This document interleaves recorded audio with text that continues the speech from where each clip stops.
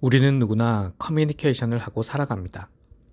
그런 게 말을 할 때 사람들이 상당한 호응도를 가지고 따라오는 사람이 있는가 하면 같은 말을 해도 전혀 호응을 얻지 못하는 사람도 있습니다. 이것은 말 자체가 가지고 있는 힘의 문제로 말이 입 밖으로 나오기 전 단계에서 이미 결정이 나 있는 부분입니다. 말에 힘이 들어가는 첫 단계는 나의 내면의 체험이 얼마나 리얼하게 체험하는가 하는 부분입니다.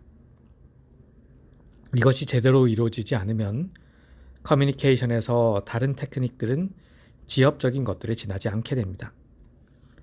항상 가까이에서 체험하는 추상도 낮은 것들을 이야기할 때는 상관이 없지만 추상도가 높은 것을 전달할 때에는 내적 체험들을 높여야 하는데 그것이 쉽지 않습니다.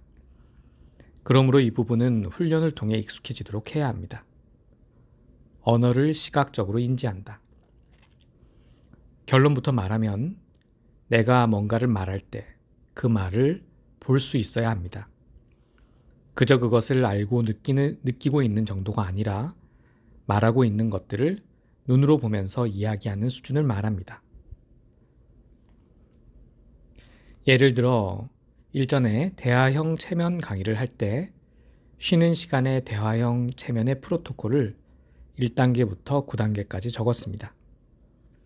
판서를 할 때 1번부터 9번까지 쭉 써내려간 것이 아니라 1번을 쓰고 5번을 쓰고 9번을 썼다가 다시 4번으로 올라가고 하는 식으로 작성했습니다.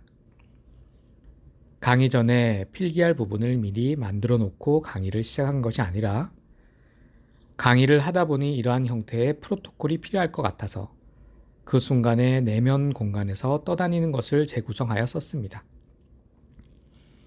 이렇게 전체 게슈탈트가 정신 공간에 떠다니는 것을 보고 그것을 여러 각도에서 보면서 처음, 중간, 마지막을 그 순간에 알게 되면서 재구성을 한 것입니다. 이 훈련법은 여러 가지가 있는데 전통적인 방법으로 묵좌징심이라는 유교에서 내려오는 훈련법이 있습니다. 간단히 말하면 내적으로 하는 말을 일부러 끊는 것입니다. 우리는 생각할 때 속으로 말을 하면서 생각합니다. 예를 들어 내가 지금 똑바로 앉아 있나? 와 같은 식입니다. 첫 단계는 이것을 끊는 것입니다. 일부러 내적인 대화를 만들어낸 다음 그것을 중간에 끊도록 합니다. 마치 숨을 막는 것처럼 내가 지금 똑 하는 식으로 잠시 머릿속 말의 흐름을 끊습니다. 이것을 반복하면 생각이 언어로 변환되는 과정이 끊어지면서 생각을 시각적으로 검토하면서 말할 수 있게 됩니다. 처음부터 잘 되지는 않으므로 따로 시간을 들여 훈련을 해야 할 것입니다. 묵좌징심이 익숙해진 다음에는 말을 하는 시간과 하지 않는 시간을 주목하도록 합니다. 실제로 커뮤니케이션에서는 말을 하는 시간보다 말을 하지 않는 시간이 더 중요합니다. 말에 힘을 담지 못하는 사람은 겁이 나서 말을 멈추지 못합니다. 자세히 설명하면 상대방이 내 말을 빼앗아 갈까봐 두려워서 말을 계속 하려 드는 것입니다. 반면에 내면에서 강렬하게 체험하는 것을 말하고 있으면 멈춘다고 해도 사람들의 관심을 더 끌어오게 되지 다른 사람이 내 말을 끊고 들어오거나 하는 일이 생기지 않습니다. 그러므로 말을 할 때 충분히 말을 멈추고 쉬는 것에 익숙해지도록 해야 합니다. 또 내가 추상도가 높은 것을 프로세스하고 내적으로 체험하며 전달하더라도 상대방이 그것을 받아들여 프로세스하는 과정을 기다리는 시간도 필요합니다. 즉, 사고 과정이 한 바퀴 순환해야 결과가 나올 수 있다면 그 프로세스를 충분히 마칠 시간을 주는 것입니다. 이를 무시하고 계속 내 말만 이어갈 경우 상대방은 내 말을 충분히 이해하지 못하게 됩니다. 한편으로 이렇게 말을 의도적으로 멈출 수 있는 사람이 관계성에 있어서 알파가 되는 것은 당연합니다. 우리는 누구나 아랫사람이 윗사람의 말을 끊고 들어오기는 힘든다는 것을 알지 않나요? 이처럼 내가 말을 중간에 멈추면서 의도적으로 대화를 관리하는 장악력을 보여준다면 자연스럽게 그 그룹에서 대화의 중심에 설 수 있습니다. 그렇다면 나는 천천히 쉬면서 말하는데 상대방이 말을 빨리 한다면 어떻게 할까요? NLP에서는 이럴 때 페이싱으로 상대방의 말 속도를 함께 맞추라고 합니다. 하지만 그것보다는 상대방에게 천천히 말하세요 라는 식으로 리딩해 가는 것이 더욱 강력하고 유의미할 것입니다. 왜냐하면 상대방이 기준이 아니라 내가 기준이 되기 때문입니다.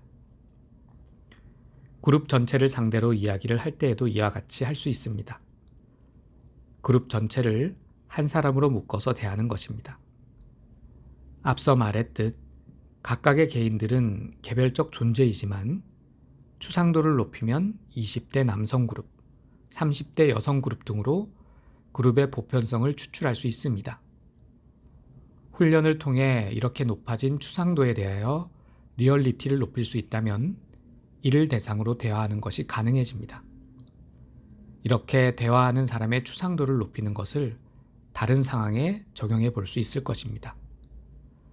정말 마음에 드는 여성과 대화를 할 때 긴장하게 되고 적금 공포증 증상이 나타나서 자연스러운 대화가 힘들 수 있습니다.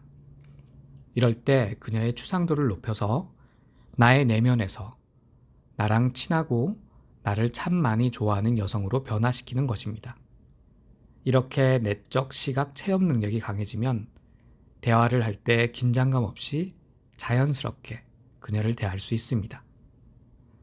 다시 돌아와서 말을 멈추는 것은 또한 말 전체에 리듬감을 부여합니다. 이렇게 되면 나의 내면의 호메오스타시스 반응이 말을 멈추는 리듬, 말의 속도 등을 통해 밖으로 표출됩니다. 이 리듬감에 상대방이 감흥을 느끼고 반응하기 시작하면 몰입이 시작되는 것입니다. 언어를 통해 외부에 발산하는 것 자체가 일종의 무대에서 쇼를 연출하는 것과 같다고 할 수 있습니다. 말의 속도, 강약, 어조, 말 사이의 공백을 통한 리듬감 등으로 내적인 체험도를 표현하는 것입니다. 감사합니다.